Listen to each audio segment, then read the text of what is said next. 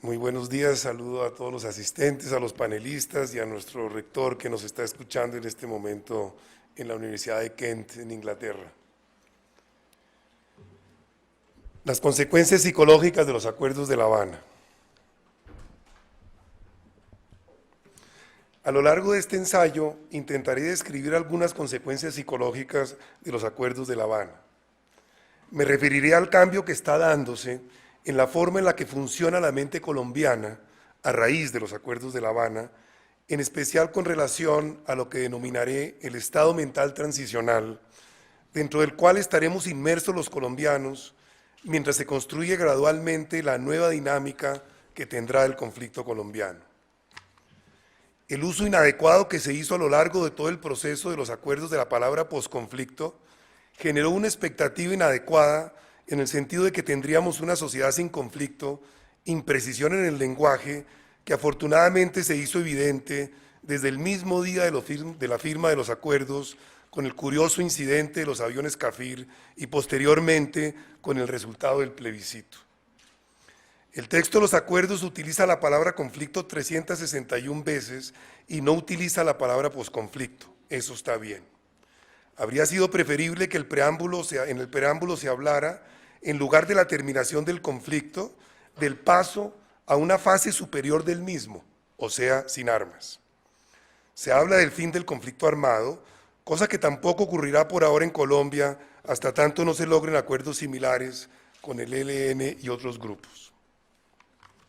Aceptemos que el uso de las armas fue la consecuencia de determinadas condiciones socioeconómicas y de un momento histórico determinado, unido a ciertas mentalidades que han prevalecido en el alma de los colombianos. El espíritu de los acuerdos contiene elementos más profundos que cualquier texto y, como lo veremos a lo largo de este ensayo, es más importante a la larga que su texto. Consiste precisamente en un acuerdo para tramitar nuestros conflictos con una nueva mentalidad, lo cual ocurrirá solamente si dicha mentalidad realmente se instaura en la mente de los colombianos. Dicho proceso apenas comienza. Debemos reconocer humildemente que los miembros de las FARC han avanzado en esa dirección más que el resto de la población colombiana.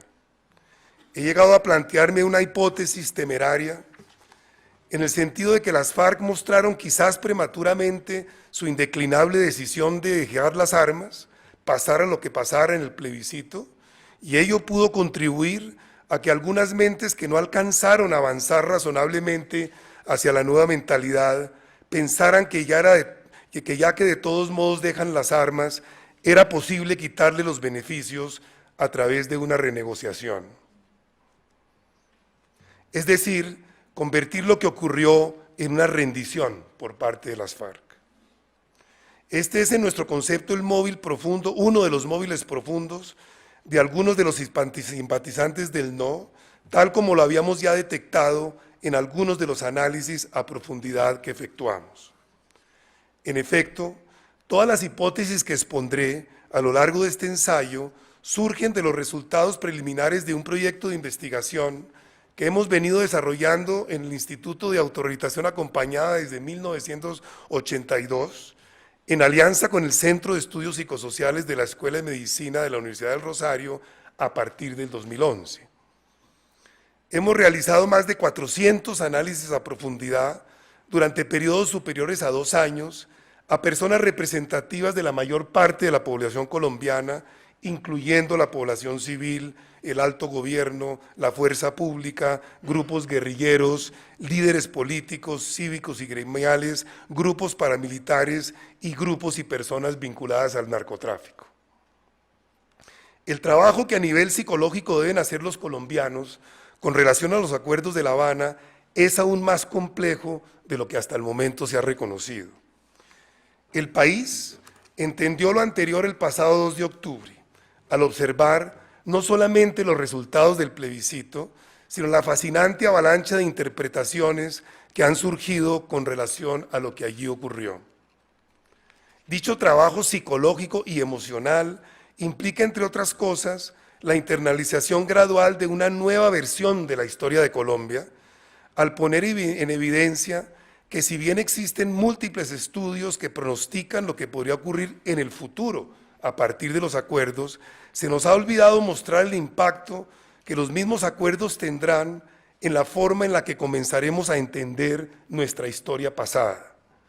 En efecto, los acuerdos, en el caso de que alcancen su pleno potencial transformador, forzarán a que se reescriba una buena parte de dicha historia. Permitirán que gradualmente no solamente se cree una sociedad más incluyente mirando hacia el futuro, sino que se reconozca el papel que en la construcción de esta nación jugaron múltiples personas y grupos, incluyendo grupos legales e ilegales, armados o no, que han tenido un proyecto político que, independiente de que sus objetivos y métodos se compartan, contribuyeron al desarrollo del país. Nadie ha podido demostrar que no lo hicieron. Incluyo en esa lista, a la manera de una hipótesis que deberá ser validada por parte de los científicos sociales, a algunos grupos guerrilleros, a algunos grupos paramilitares e inclusive a algunos grupos que combinaron su proyecto político con el narcotráfico. Las atrocidades que se cometieron a lo largo de esta guerra por parte de algunos de sus protagonistas de todos los bandos, unidas a la pasividad de la población civil, son un tema jurídico y social aparte, de donde no puede derivarse científicamente la conclusión de que dichos grupos no contribuyeron al desarrollo del país. Los colombianos tendremos, si este proceso avanza felizmente, la fascinante oportunidad y la obligación de escuchar y aprender de la historia de Colombia que nos cuenten los miembros de las FARC y viceversa. El principal indicador que tendremos los colombianos para identificar que estamos realmente avanzando en el estado mental transicional que estamos describiendo, consistirá en la presencia o no de una cierta extrañeza y ansiedad en la que nos sentiremos distintos y sentiremos que el país es diferente y que dichos cambios son irreversibles. Eso paradójicamente puede dar mucho temor. Ese siempre fue el principal temor más o menos inconsciente de los colombianos a los acuerdos, tal como lo pudimos verificar en los análisis a profundidad que realizamos en nuestro centro de estudios. Es debido a la presencia de desafíos emocionales como los anteriores, que los acuerdos de La Habana solamente serán exitosos en la medida en que logren una verdadera transformación cualitativa en la forma en la que ha operado la mente colombiana, haciendo, por ejemplo, visibles a las personas reales que se encuentran ocultas detrás de los calificativos de buenos, malos, guerrilleros, narcos, oligarcas, etc. Soy consciente de que frente a algunas de las afirmaciones que he venido haciendo, la mínima acusación que recibiré es la de padecer de una cierta dosis de ingenuidad. Me reclamarán que no me dé cuenta que algunos de los grupos mencionados están constituidos por delincuentes comunes encubiertos de pseudoproyectos políticos. A pesar de lo que se diga, no existe evidencia científica que muestre que, por ejemplo, las FARC abandonaron sus proyectos políticos para convertirse en simples delincuentes comunes.